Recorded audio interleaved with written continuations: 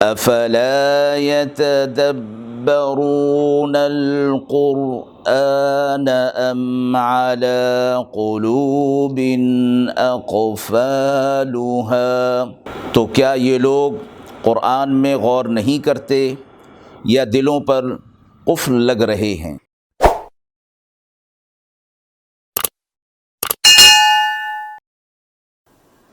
بسم اللہ الرحمن الرحیم۔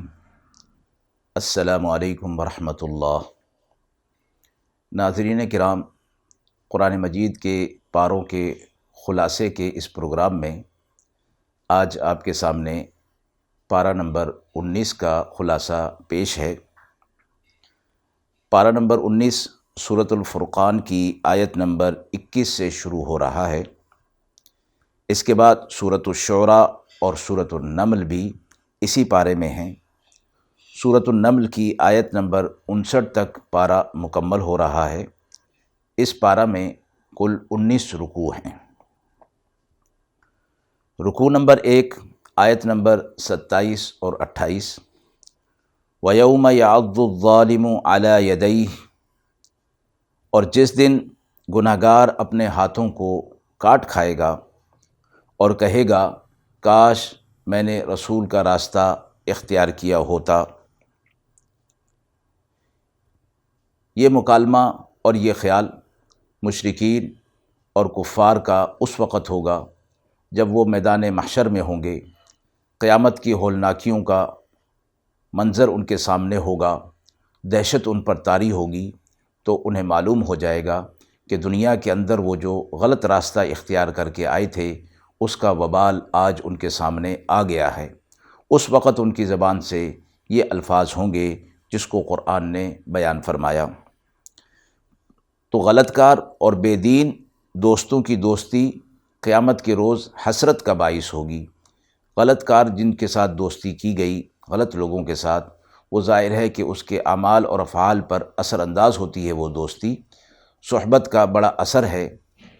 شیخ سعدی فرماتے ہیں صحبت صالح ترا صالح کند، صحبت طالح ترا طالح کند۔ نیک لوگوں کی صحبت تجھے اچھا کر دے گی، یعنی تیرے اعمال کو بھی اچھا کر دے گی، اور بروں کی صحبت تجھے برا کر دے گی، یعنی تیرے اعمال کو بھی برا کر دے گی۔ حضرت ابو سعید خدری رضی اللہ تعالی عنہ سے روایت ہے کہ رسول اللہ صلی اللہ علیہ وسلم نے فرمایا کسی غیر مسلم کو اپنا قلبی دوست مت بناؤ، اور تمہارا مال صرف متقی آدمی کھائے، یعنی غیر مسلم کے ساتھ قلبی تعلق، قلبی لگاؤ نہیں ہونا چاہیے۔ اور یہ بات قرآن مجید کی دیگر آیات کے اندر بھی فرمائی گئی ہے، یعنی وہ آپس میں ایک دوسرے کے دوست ہیں، اور جو کوئی ان کے ساتھ قلبی تعلق رکھے گا وہ انہی میں سے ہوگا۔ اس کو وعید کے طور پر بیان فرمایا گیا۔ اور دوسری بات فرمائی گئی کہ تمہارا مال متقی لوگوں پر صرف ہونا چاہیے، یعنی ان کی مدد، ان کی اعانت، ان کو ہدیہ، ان کو تحفہ جو ہو وہ متقی اور پرہیزگار لوگوں پر کے لیے ہونا چاہیے۔ ایک اور حدیث میں ہے جب آپ صلی اللہ علیہ وسلم سے دریافت فرمایا گیا کہ ہمارے مجلسی دوستوں میں کون لوگ بہتر ہیں، تو آپ صلی اللہ علیہ وسلم نے فرمایا وہ شخص جسے دیکھ کر خدا یاد آ جائے، اور جس کی گفتگو سے تمہارا علم بڑھے، اور جس کے عمل کو دیکھ کر آخرت کی یاد تازہ ہو، یہ شخص تمہارے لیے دوستی کے اعتبار سے بہتر ہے۔ آیت نمبر 30، وقال الرسول یا رب ان قوم اتخذوا هذا القرآن مہجورا۔ قیامت کے دن اللہ کے رسول صلی اللہ علیہ وسلم اللہ کے حضور میں فرمائیں گے کہ اے میرے رب، میری قوم نے قرآن کو میرے پیچھے چھوڑ دیا تھا۔ قرآن کو مہجور اور متروک کرنے سے مراد قرآن کا انکار ہے، یا قرآن کی تعلیمات کا انکار ہے۔ جو مسلمان قرآن پر ایمان تو رکھتے ہیں مگر نہ اس کی تلاوت کرتے ہیں، نہ اس کے احکامات پر عمل کرتے ہیں، وہ بھی اسی حکم میں داخل ہیں۔ قرآن کی تعلیمات کو عملاً ترک کر دینا گناہ۔ رکوع نمبر 2 آیت نمبر 43، ارأیت من اتخذ الہہ ہوا، وہ شخص جس نے اپنی خواہشات کو اپنا معبود اور الہ بنا لیا ہو۔ حضرت ابن عباس رضی اللہ تعالیٰ عنہ فرماتے ہیں کہ خلاف شرع جو خواہشات ہیں وہ بھی ایک بت کی طرح ہیں، یعنی جس طرح بت کی پرستش اور عبادت کی جاتی ہے، اسی طرح یہ شخص اپنی خواہشات کی عبادت میں لگا ہوا ہے، ان کی پوجا میں لگا ہوا ہے۔ ایک اور مقام پر یہ فرمایا گیا وَأَضَلَّهُ اللَّهُ عَلَى عِلْمٍ وَخَتَمَ عَلَى سَمْعِهِ وَقَلْبِهِ وَجَعَلَ عَلَى بَصَرِهِ غِشَاوَةً کہ اللہ تعالیٰ پھر اس کے دل پر، اس کی سماعت اور بصارت پر پردہ ڈال دیتے ہیں جو شخص خواہشات کا غلام ہو جاتا ہے۔ رکوع نمبر 3 میں اللہ تعالیٰ کی قدرت کاملہ اور بندوں پر اس کے انعامات اور احسانات کا ذکر فرمایا گیا ہے۔ آیت نمبر 54 میں وَهُوَ الَّذِي خَلَقَ مِنَ الْمَاءِ بَشَرًا وَجَعَلَهُ نَسَبًا وَصِهْرًا کہ اللہ تعالیٰ نے انسان کو اور دیگر مخلوقات کو پانی سے پیدا کیا اور انسان کے لیے نسبی اور سحری رشتے بنائے۔ نسبی رشتے وہ ہوتے ہیں جو ماں یا باپ کی طرف سے ہوں، اور سحری رشتے وہ ہیں جو بیوی کی طرف سے ہوں، جسے سسرالی رشتے بھی کہا جاتا ہے۔ یہ سب رشتے اور قرابتیں اللہ کے انعامات اور احسانات ہیں۔ انسان کی خوشگوار زندگی کے لیے یہ سب قرابتیں اور رشتے ضروری ہیں، اور انہی کے حقوق بھی بیان کیے گئے ہیں، اور ان کے حقوق کے بارے میں آخرت میں مواخذہ ہوگا۔ رکوع نمبر 4 آیت نمبر 63 وَعِبَادُ الرَّحْمَنِ الَّذِينَ يَمْشُونَ عَلَى الْأَرْضِ هَوْنًا سورۃ الفرقان کا یہ آخری رکوع اللہ کے مقبول بندوں کے ذکر سے پر ہے کہ یہ وہ اللہ کے مقبول بندے ہوتے ہیں کہ ان کے عقائد اور اعمال سب احکام شریعہ کے مطابق ہوا کرتے ہیں۔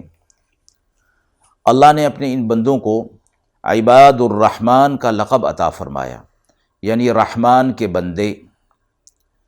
اگلی آیت میں انہی مقبول بندوں کی صفات کا ذکر فرمایا گیا ہے۔ پہلا وصف فرمایا عباد ہونا، پہلی صفت غلام ہونا، بندہ ہونا۔ یہ بھی دراصل ایک مومن کے لیے، مسلمان کے لیے اللہ کی طرف سے بڑا ایک اعزازی لقب ہے کہ اللہ اپنے اس بندے کو، اس مومن کو، مسلمان کو اپنا بندہ قرار دے رہا ہے، اور بندے کا معنی کہ اس کے تمام اعمال اور افعال کا اختیار اس کے آقا اور مولا کے اختیار میں ہوتا ہے۔ اس لیے مسلمان کے لیے بندہ ہونا بہت بڑا اور اعزازی لقب ہے۔ دوسری صفت یمشون علی الارض ہونا، زمین پر تواضع کے ساتھ چلتے ہیں، اکڑ کر متکبرانہ چال نہیں ہوتی۔ یہ بھی ایک ان کی ظاہری نشانی بتائی گئی کہ ان کی چال بھی تواضع والی ہوتی ہے، تکبر والی نہیں ہوتی۔ تیسری صفت وَإِذَا خَاطَبَهُمُ الْجَاهِلُونَ، جب ان کا مخاطب کوئی جاہل ہو جاتا ہے یا ان کے ساتھ کسی کا تعلق ایسا ہو جاتا ہے تو وہ ان جاہلوں کے ساتھ الجھتے نہیں ہیں، بلکہ ان کو سلام پیش کرتے ہیں، اور اس سلام سے مراد ظاہری سلام نہیں بلکہ ان کے لیے بہتری اور سلامتی کی دعا کرنا مراد ہے۔ بیوقوف اور جاہلانہ باتیں کرنے والوں سے انتقامی معاملہ بھی وہ نہیں کرتے۔ چوتھی صفت والذین یبیتون لربہم سجدا وقیاما، وہ اپنے رب کے سامنے سجدہ کرتے ہوئے اور قیام کرتے ہوئے رات گزارتے ہیں۔ عبادت میں شب بیداری کی بڑی اہمیت بیان فرمائی گئی ہے۔ اس کو تہجد پڑھنا یا قیام اللیل بھی کہا جاتا ہے، اور آپ صلی اللہ علیہ وسلم نے اس کی بڑی فضیلت بیان فرمائی ہے، اور اس لیے یہاں پر صفت میں رات کی نماز یعنی قیام اللیل کا ذکر ہے کہ عام طور پر یہ وقت آرام کا ہوتا ہے۔ اس وقت میں عبادت کا کام ایک مشقت کا کام ہے، اپنے آرام کو چھوڑ کر اللہ کے حضور میں کھڑے ہو جانا، تو فرمایا کہ یہ ایک اپنے اوپر مشقت ڈال کر جب آدمی یہ کام کرتا ہے تو اللہ کے ہاں اس کی بڑی قدر ہے۔ اور یہ فرمایا گیا کہ جب سب لوگ آرام کر رہے ہوں اور یہ شخص جو ہے اپنے آرام کو چھوڑ کر اللہ کی حمد و ثنا بیان کر رہا ہو، تو اللہ رب العزت اپنے فرشتوں کو اس پر گواہ بنا لیتے ہیں کہ میرا یہ بندہ جو مانگ رہا ہے میں نے وہ دے دیا، اور جس چیز سے پناہ مانگ رہا ہے میں نے اسے پناہ دے دی۔ تو رات کی نماز کو تہجد کہا جاتا ہے، اس کو قیام اللیل بھی کہا جاتا ہے۔ پانچویں صفت والذین یقولون ربنا اصرف عنا عذاب جہنم، یہ مقبولین عبادت گزاری کے ساتھ ساتھ اللہ کا خوف بھی دل میں رکھتے ہیں، اور فرمایا کہ یہ وہ خوف نہیں ہوتا کہ جو کسی نقصان دہ چیز کا ہوتا ہے، بلکہ یہ خوف قرب اور رضامندی کی علامت ہوا کرتا ہے۔ یعنی انسان اللہ کی عظمت کو دل میں رکھتے ہوئے اور اللہ کی بڑائی کو دل میں رکھتے ہوئے یہ خوف رکھتا ہے کہ اس کا کوئی عمل اللہ کی ناراضگی کا باعث نہ بن جائے، اس قسم کے خوف مراد ہے۔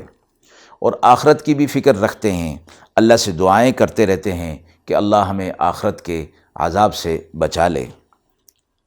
چھٹی صفت والذین اذا انفقوا لم یسرفوا، یہ مقبول بندے مال خرچ کرنے کا جب موقع آتا ہے نہ تو اسراف کرتے ہیں اور نہ بخل سے کام لیتے ہیں، بلکہ میانہ روی اختیار کرتے ہیں۔ ساتویں صفت والذین لا يدعون مع اللہ، یہ مقبول بندے اپنے عقیدے میں بڑے پختہ ہوتے ہیں، اللہ کے سوا کسی کی عبادت نہیں کرتے، شرک سے اپنے آپ کو دور رکھتے ہیں۔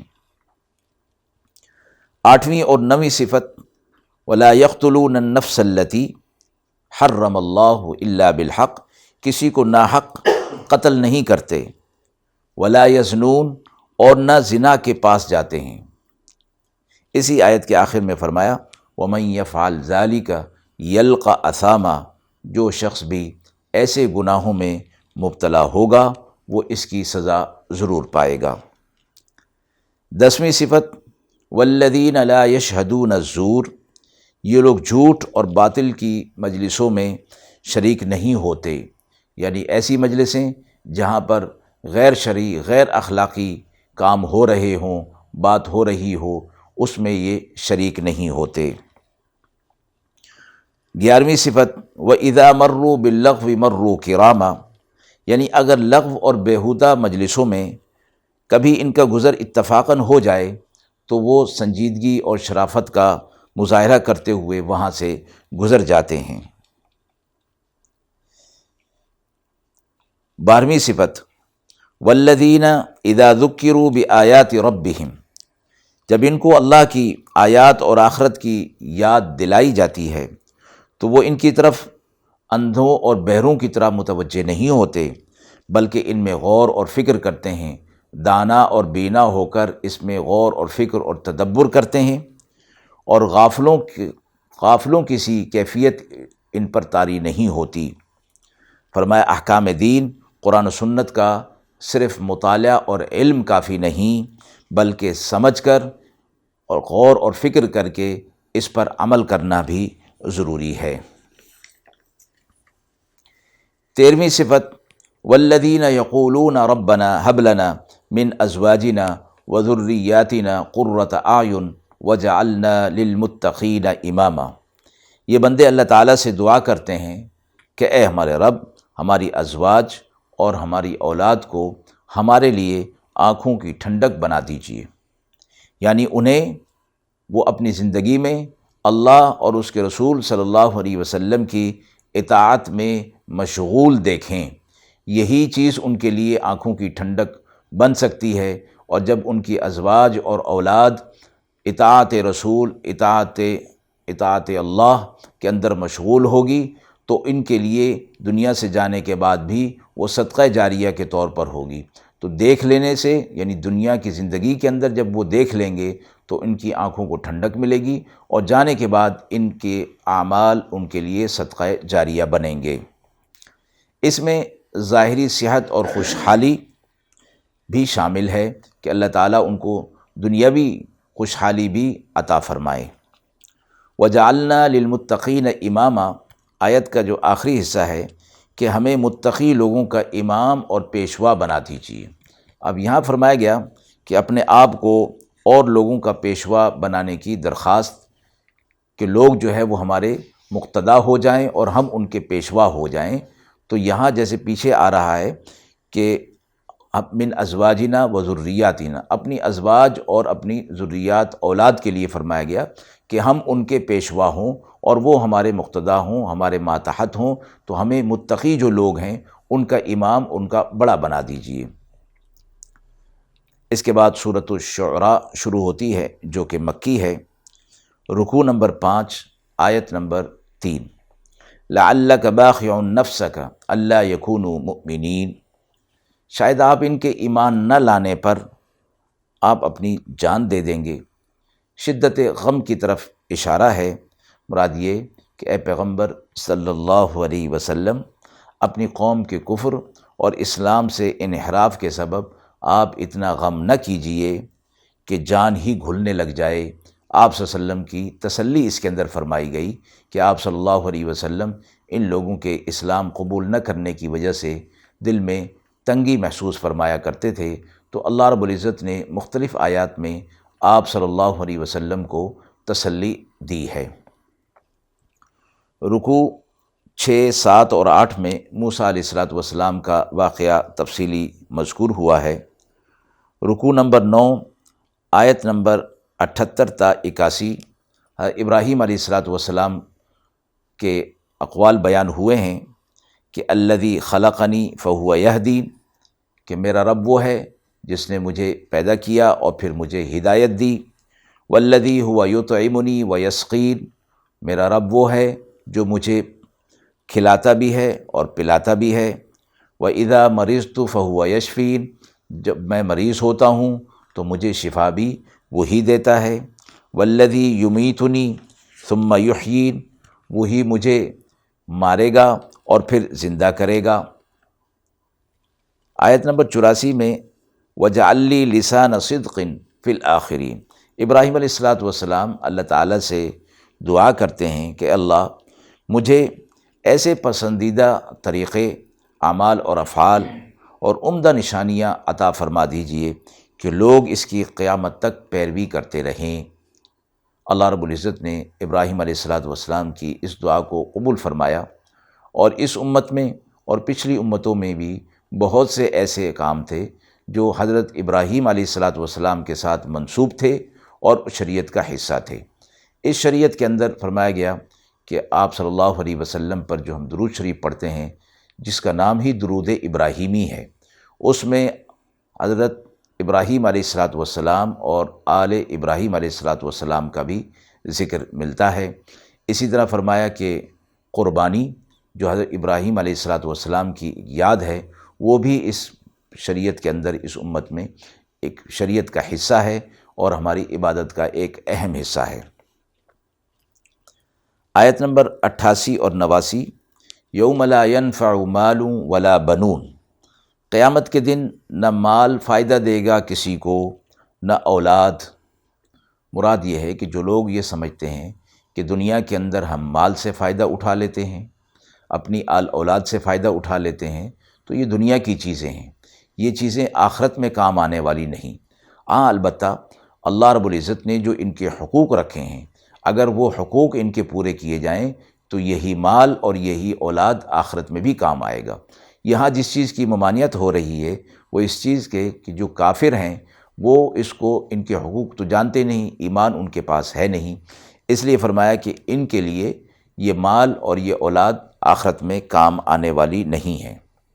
الا من اتی اللہ بقلب سلیم، اب اس اللہ سے استثناء فرما دیا گیا کہ جو کوئی قلب سلیم لے کر آئے گا، اور حدیث مبارکہ کی روح سے اس قلب سلیم کا مطلب یہ ہے کہ ایمان کے بعد وہ عمل صالح بھی کرتا ہوگا تو پھر اس کا قلب سلیم ہوگا، تو سلامتی والا جو قلب لے کر آئے گا وہی کامیاب ہوگا۔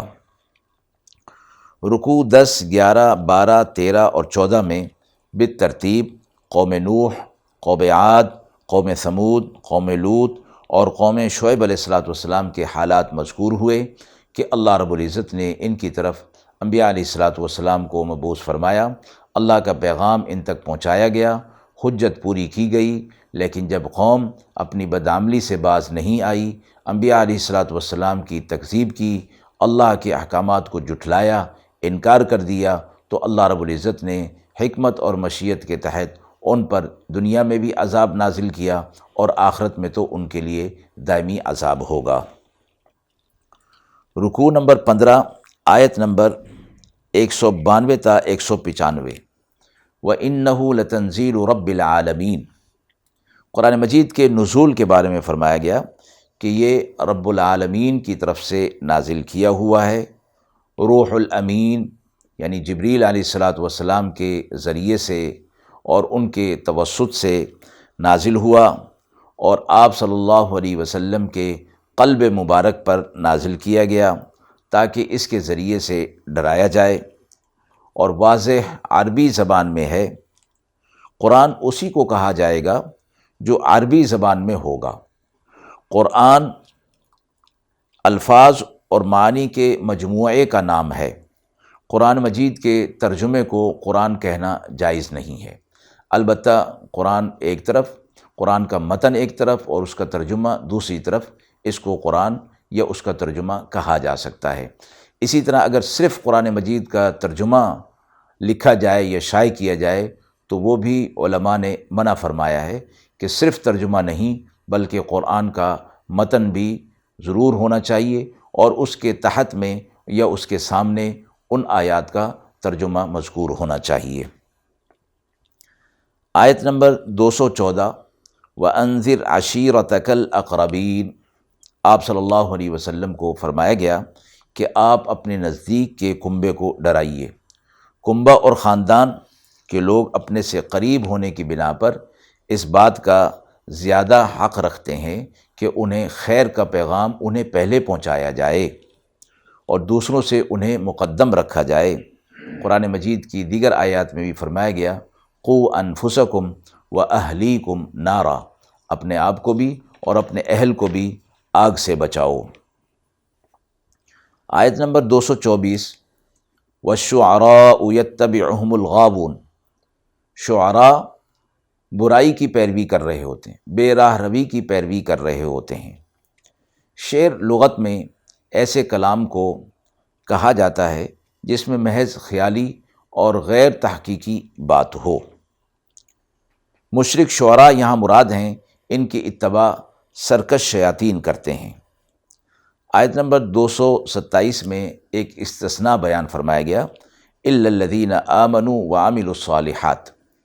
یہ استثناء یہ فرمایا گیا یعنی ہر شعر مطلقاً برا نہیں، جو اشعار معاصی اور مکروہات سے پاک ہوں اور ان میں وہ مضامین ہوں جن میں وعظ اور نصیحت ہو تو وہ محمود بھی ہیں اور ان کا انکار بھی نہیں کیا جا سکتا۔ اللہ کی یاد اور آخرت سے غافل کر دینے والے اشعار مذموم ہیں، اور جن اشعار سے اللہ کی یاد اور نصیحت ملتی ہو وہ محمود ہیں۔ اس کے بعد سورۃ النمل شروع ہوتی ہے جو کہ مکی ہے۔ رکوع 16، آیت نمبر 4، إِنَّ الَّذِينَ لَا يُؤْمِنُونَ بِالْآخِرَةِ زَيَّنَّا لَهُمْ أَعْمَالَهُمْ۔ وہ لوگ جو آخرت پر ایمان نہیں رکھتے تو ہم ان کے اعمال، دنیا کے اعمال ان کی نظروں میں مزین اور خوشنما کر دیتے ہیں، اور وہ سمجھتے ہیں کہ ہم بہت اچھا کام کر رہے ہیں، حالانکہ وہ بہت برا کام کر رہے ہیں۔ اور دنیا کے اعمال، دنیا کے کام ظاہری اعتبار سے کتنے ہی خوشنما کیوں نہ ہوں، چونکہ ان پر آخرت کے اعتبار سے کوئی اجر اور ثواب مرتب ہونے والا نہیں، اس لیے وہ بالکل بیکار ہیں۔ تو قرآن مجید کے اندر بار بار ایسی چیزوں کی طرف توجہ دلائی گئی کہ جو آخرت کے اعمال ہیں ان پر نظر ہونی چاہیے۔ یا ایھا الذین آمنوا اتقوا اللہ ولتنظر نفس ما قدمت لغد، اس چیز پر نظر رکھو کہ تم اپنے کل کے لیے کون سے اعمال اللہ کے ہاں بھیج رہے ہو۔ تو یہ جو آخرت پر ایمان نہیں رکھتے تو ان کے سارے اعمال غارت ہو جائیں گے۔ رکوع نمبر 17 میں حضرت سلیمان علیہ الصلاۃ والسلام کا مشہور واقعہ مذکور ہے۔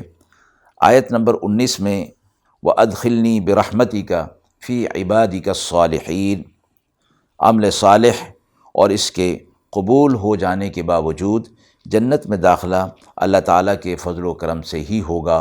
حضرت سلیمان علیہ الصلاۃ والسلام اپنے لیے صالحین میں شمار ہونے کی دعا اللہ رب العزت سے کر رہے ہیں کہ اللہ تعالیٰ کا فضل و کرم انہیں بھی حاصل ہو جائے اور اسی فضل و کرم کی وجہ سے وہ بھی جنت میں داخل ہونے والوں میں شمار ہو جائیں۔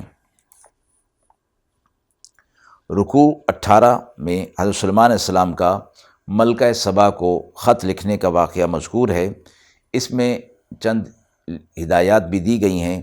خط نویسی کے آداب بتائے گئے ہیں کہ خط مختصر جامع انداز میں لکھا جائے، اہم امور میں مشورہ کرنا سنت ہے، دوسروں سے رائے لی جائے، اس میں فائدہ ہوتا ہے اور اس میں دل لگی ہوتی ہے وغیرہ جیسے آداب فرمائے گئے ہیں۔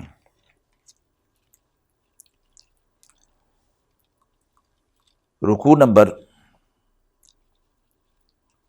19 میں بلقیس یعنی ملکہ سبا کا تخت سلیمان علیہ الصلاۃ والسلام کے دربار میں لانے کا تذکرہ ہے۔ آیت 38 میں فرمایا گیا یا ایھا الملأ ایکم یأتینی بعرشھا قبل ان یأتونی مسلمین، کہ تم میں سے کون ہے کہ جو ملکہ سبا کے مجھ تک آنے سے پہلے اس کا تخت لے آئے۔ آیت 39 میں قال عفریت من الجن انا آتیک بہ قبل ان تقوم من مقامک، اسی دربار میں ایک جن تھا جس نے کہا کہ میں وہ لا سکتا ہوں تخت جب تک کہ آپ اپنی اس مجلس کو برخاست کریں گے۔ آیت نمبر 40 میں قال الذی عندہ علم من الکتاب قبل ان یرتد الیک طرفک، ایک نے کہا جس کے پاس کتاب کا علم تھا، اس نے کہا کہ میں اتنے وقت میں لا سکتا ہوں جتنی دیر میں آپ اپنی آنکھ جھپکیں گے، پلک جھپکنے کی دیر میں ملکہ سبا کا تخت آپ کے سامنے پیش کر سکتا ہوں۔ اور یہ فرمایا، اس کے بعد فرمایا قال ھذا من فضل ربی، یہ میرے رب کی فضل کی وجہ سے ہے، یہ میرے رب کا فضل ہے کہ اس نے مجھے یہ طاقت عطا فرمائی ہے۔ رکوع نمبر 19 میں قوم لوط کا تذکرہ آیا ہے۔ آیت 59 میں قل الحمد للہ وسلام علی عبادہ الذین اصطفیٰ، آپ صلی اللہ علیہ وسلم کو مخاطب کر کے فرمایا گیا کہ آپ اللہ کا شکر ادا کریں کہ آپ کی امت پر دنیا کے عذاب عام سے آپ کی امت کو محفوظ رکھا گیا ہے۔ پچھلی آیات کے اندر مختلف قوموں کے عذابات کا ذکر تھا، تو آپ صلی اللہ علیہ وسلم سے فرمایا گیا کہ آپ کی امت پر عذاب عام نہیں ہوگا کہ جس میں پوری امت مل یا میٹ ہو جائے، صفحہ ہستی سے نابود ہو جائے، ایسا عذاب نہیں آئے گا۔ یہ آپ صلی اللہ علیہ وسلم کی دعا تھی، اس وجہ سے آپ صلی اللہ علیہ وسلم سے فرمایا گیا کہ آپ اس پر اللہ کا شکر ادا کریں۔ اور اسی سے امت کو بھی یہ سبق ملتا ہے کہ جب آپ صلی اللہ علیہ وسلم کی دعا کی وجہ سے ان پر اللہ کا عذاب عام نہیں آ رہا تو اللہ کا شکر بھی ادا کریں اور آپ صلی اللہ علیہ وسلم کی اطاعت اور آپ صلی اللہ علیہ وسلم کے احسانات کو بھی یاد کریں۔